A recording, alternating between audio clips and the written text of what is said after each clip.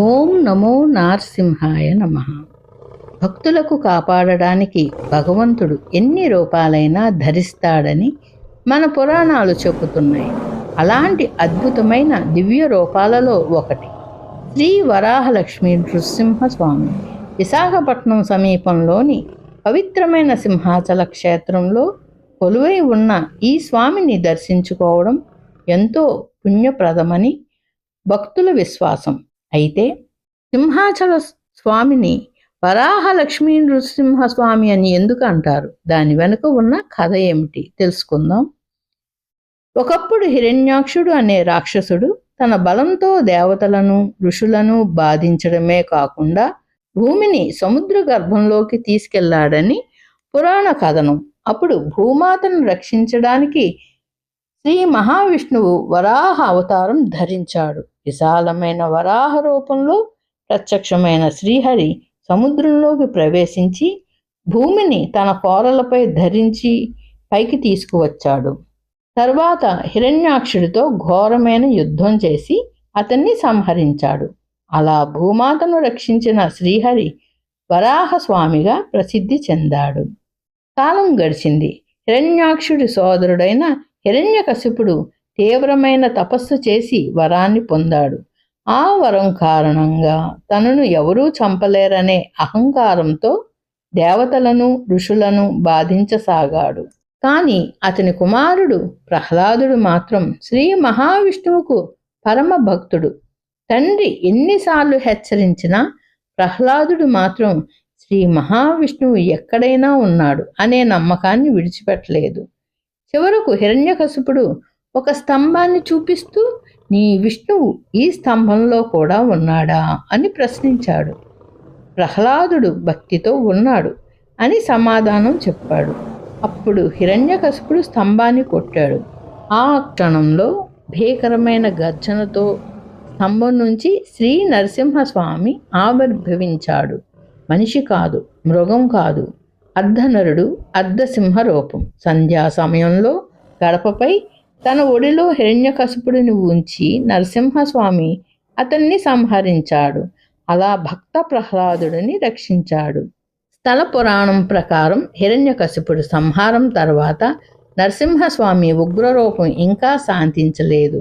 ఆ ఉగ్రరూపాన్ని చూసి దేవతలు కూడా భయపడ్డారు. భక్త ప్రహ్లాదుడు స్వామిని ప్రార్థించాడు. స్వామి, భక్తులను రక్షించే మీ శాంత స్వరూపాన్ని మాకు ప్రసాదించండి. అప్పుడు స్వామి తన ఉగ్ర నరసింహ రూపాన్ని శాంతింపజేసి వరాహ మరియు నరసింహ తత్వాలను కలిగిన దివ్య రూపంలో సింహాచలంలో కొలువయ్యాడని క్షేత్ర పురాణం చెబుతుంది. అందుకే సింహాచల స్వామిని శ్రీ వరాహ లక్ష్మీ నృసింహస్వామి అని పిలుస్తారు. ఇక్కడ వరాహ అంటే శ్రీహరి భూమాతను రక్షించిన వరాహ అవతార మహిమ. నృసింహ అంటే భక్త ప్రహ్లాదుని రక్షించిన నరసింహ అవతార మహిమ. అంటే రక్షణ, ధర్మం, భక్తి, శక్తి అన్నీ ఒకే దివ్య రూపంలో దర్శనమిచ్చే క్షేత్రం సింహాచలం. సింహాచల క్షేత్రంలోని మరో విశేషం, స్వామివారి మూల విరాట్ ఎల్లప్పుడూ చందనంతో కప్పబడి ఉంటుంది. స్వామివారి ఉగ్రతను చల్లార్చేందుకు చందనం సమర్పించే సంప్రదాయం ఉందని భక్తుల విశ్వాసం. సంవత్సరం మొత్తం స్వామివారు చందనంతో కప్పబడి ఉంటారు. కానీ అక్షయ తృతీయ రోజున జరిగే చందనోత్సవం సందర్భంగా చందనాన్ని తొలగించి స్వామివారి నిజరూప దర్శనాన్ని భక్తులకు కల్పిస్తారు. ఆ దర్శనం కోసం దేశ నలుమూలల నుండి భక్తులు సింహాచలానికి తరలి వస్తారు. సింహాచలం కేవలం ఒక ఆలయం మాత్రమే కాదు, ఇది శ్రీహరి భక్తులను ఎప్పటికీ విడిచిపెట్టడనే సందేశాన్ని అందించే పవిత్ర క్షేత్రం. ప్రహ్లాదుడికి స్వామి ఎలా అండగా నిలిచాడో అలాగే నిజమైన భక్తితో తనను ఆశ్రయించే వారిని కూడా స్వామి కాపాడుతాడని భక్తుల విశ్వాసం. మన జీవితంలో ఎన్ని కష్టాలు వచ్చినా, ఎన్ని పరీక్షలు ఎదురైనా మనసులోని భక్తిని, ధైర్యాన్ని మాత్రం కోల్పోకూడదు. ఎందుకంటే భక్తి ఉన్న చోట భగవంతుని అనుగ్రహం ఉంటుంది. శ్రీ వరాహలక్ష్మీ నృసింహస్వామి వారి దివ్య చరణాలకు మనసారా నమస్కరిద్దాం. మన కుటుంబంపై స్వామివారి కృప ఎల్లప్పుడూ ఉండాలని మనకు ఆరోగ్యం, ఆనందం, ఐశ్వర్యం, మనశ్శాంతి ప్రసాదించాలని ప్రార్థిద్దాం. ఓం శ్రీ వరాహలక్ష్మీ నృసింహస్వామినే నమః.